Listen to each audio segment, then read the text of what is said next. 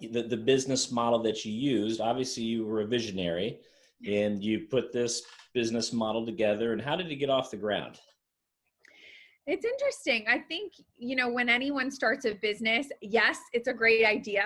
And there's lots of businesses that have great ideas, but it's also about timing. You can have an amazing business idea that's just, it's not the right time. Right. And so we got really lucky that it was the right idea at the right time and sort of blended together to form this perfect moment. And we continue to see that. And I always say it feels like I start a new company every single year, because as things change, you're constantly adapting, you're constantly pivoting, you're constantly changing. I think any company that's not doing that is becoming stale. I sort of use the phrase constant beta. You're constantly in beta, you're constantly trying new techniques.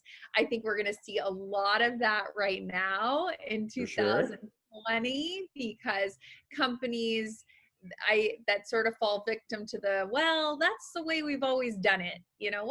We've always just sort of rinse, washed, and repeat. That was always sort of kind of not a best practice, but I think especially now it's just flat out not going to work. So it went from a maybe not a best practice to that's not working at all.